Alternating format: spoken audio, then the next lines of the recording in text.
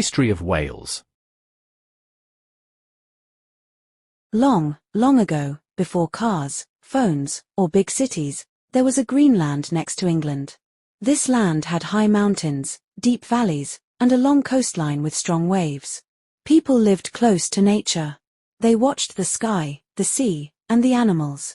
This land would later be called Wales, but at first, it had many names. The people who lived there were called Celts. They came to the land thousands of years ago.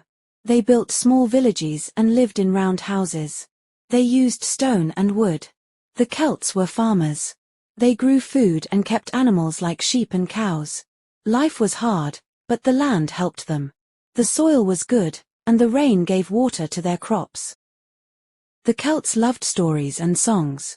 They told stories about heroes, magic, and nature. They believed spirits lived in rivers, trees, and mountains. These stories were very important. They helped people remember who they were and where they came from. One day, new people came to the land. They were the Romans. The Romans came from far away. They had strong armies and wore metal clothes. They built roads, forts, and towns. The Romans wanted control of the land. The Celts fought the Romans, but the Romans were very powerful. After many years, the Romans stayed. They brought new ideas. They built straight roads and stone buildings. They also brought new food and tools. But the Romans did not change everything. Many Celts still spoke their own language and kept their traditions.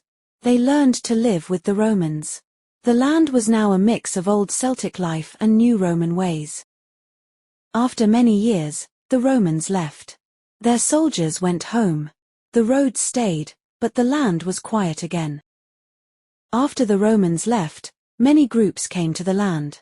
Some came from nearby places, others from across the sea. There were battles and fights. People wanted land and power. Slowly, the land began to have a new name, Wales. The people who lived there were called Welsh.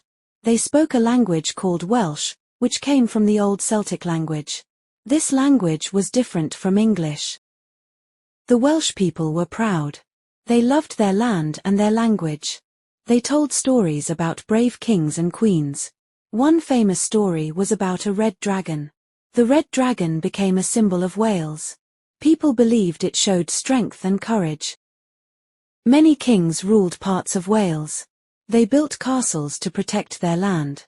These castles were strong and made of stone. From the castles, kings could see enemies coming. But England was very close. English kings wanted to control Wales. There were many wars. Sometimes the Welsh won, sometimes they lost.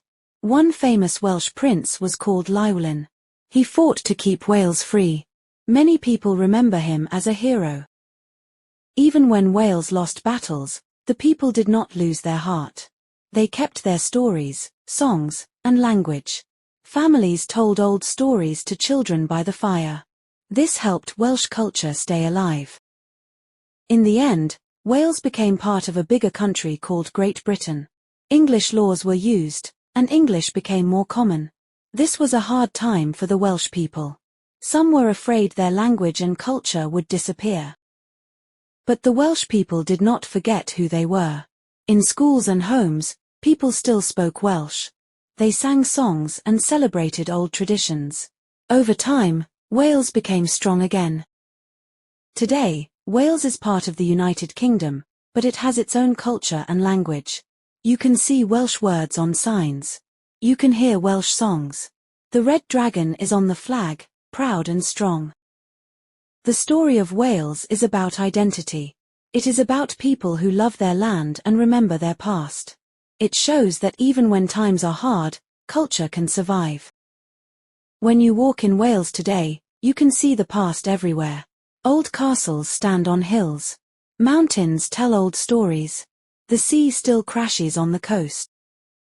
The story of Wales began a long time ago, but it is not finished. Every new generation adds a new part to the story. And now, you know how Wales began.